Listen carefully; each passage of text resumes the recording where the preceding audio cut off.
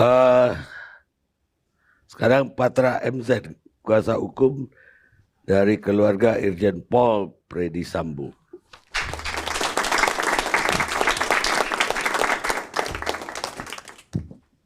Silakan Bu Patra. Apa tanggapannya terhadap pengacara keluarga dari Yosua? Assalamualaikum warahmatullahi wabarakatuh. Waalaikumsalam. Ini Bang Karni baru pulang dari Tanah Suci, jadi rambut agak tipis. Ya. Masih dikawal malaikat. Nah, insya Allah. Saya mau sampaikan latar belakang saya. Ya, supaya saya Bang Karni, Ibu Bapak di sini dan pemirsa juga bisa tahu. Disiplin atau spesialisasi saya itu doktoral pidana. Dan S2 saya itu hukum internasional hak asasi manusia di University of Essex di Inggris. Oleh karenanya, saya mau memberi tanggapan yang awal itu dengan menggarisbawahi pernyataan-pernyataan pembicara sebelumnya. Yang bicara bahwa mengapresiasi upaya polisi menuntaskan perkara ini. Yang mengapresiasi proses hukum yang sekarang sudah dilakukan. Itu yang saya mau garis bawahi. Oleh karenanya, dengan preposisi dan pernyataan yang sama, saya mohon semua juga mengapresiasi proses tindak lanjut dari laporan pidana Ibu PC, klien kami. Karena itu laporan.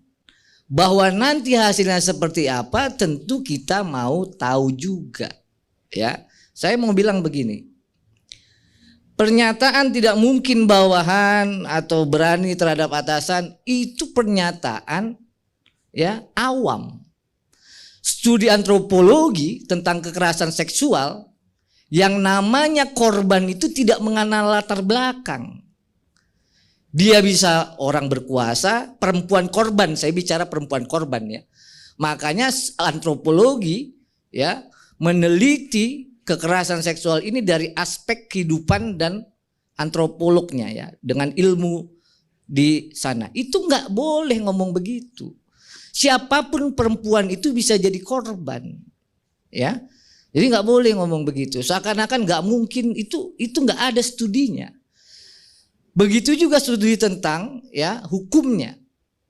Bahwa korban kekerasan seksual, perempuan korban kekerasan seksual itu tidak mengenal latar belakang. Warna kulit, latar belakang ekonomi sosial. Ketika dia menjadi korban kekerasan seksual, kita harus lihat sebagai korban. Ya. Nah, oleh karenanya kita sudah melaporkan dugaan kekerasan seksual, dugaan pencabulan, dugaan yang namanya kekerasan seksual. Itu yang di LP _B _1630 _7 2022. Jadi proses ini dilanjutkan. Kenapa saya mau bilang begitu? Saya kasih contoh Bang Karni.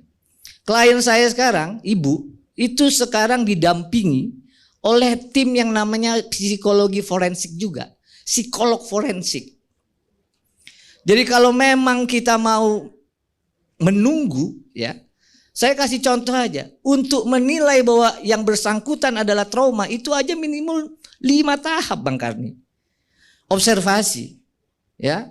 Lalu apa yang disebut dengan dukungan psikolog awal, itu yang disebut dengan pendampingan dan stabilisasi emosi. Psikoterapi, asesmen psikologis, konseling, itu baru bisa disimpulkan apakah seseorang itu mengalami trauma atau tidak. Lah ini bukan ahli psikolog, tidak pernah melakukan observasi, nggak pernah mendukung ya mengalami atau mendampingi psikoterapi, udah bilang nggak mungkin. Dari mana pernyataannya? Nah, oleh karena itu tim ini dibentuk oleh Apsifor, ya. Jadi bukan keluarga yang bentuk. Tim psikolog ini ya itu dibentuk oleh Asosiasi Psikologi Forensik Indonesia, Apsifor. Kalau kita hormati profesi, hormati juga Apsifor. Kenapa? Karena di dalamnya adalah psikolog-psikolog yang mempunyai keahlian.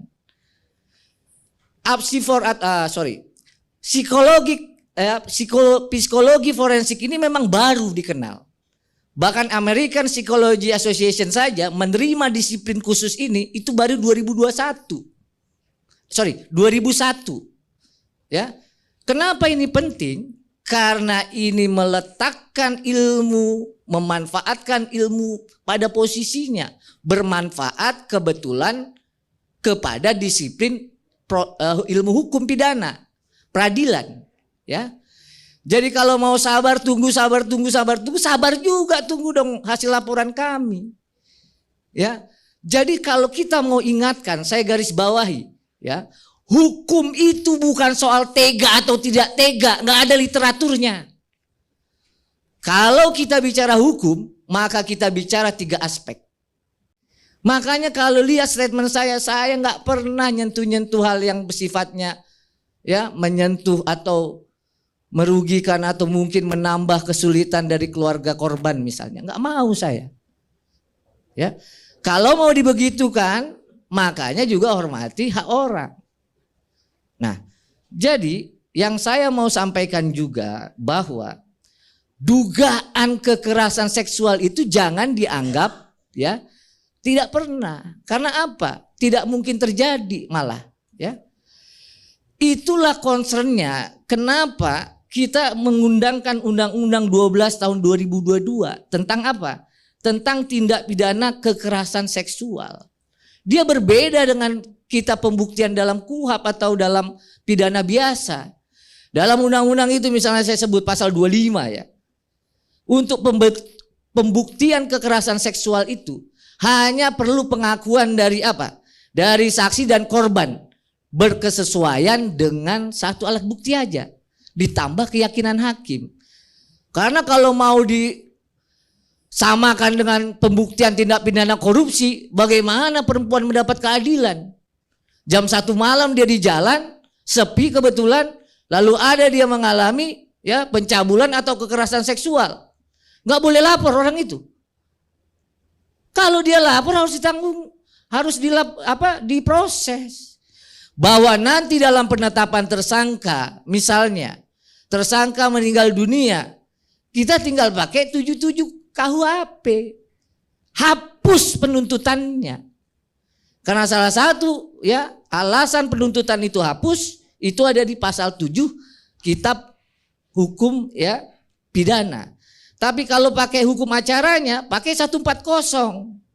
Penuntut dapat menghentikan penuntutannya. Tapi penyelidikan wajib dilakukan karena itu peristiwa pidana.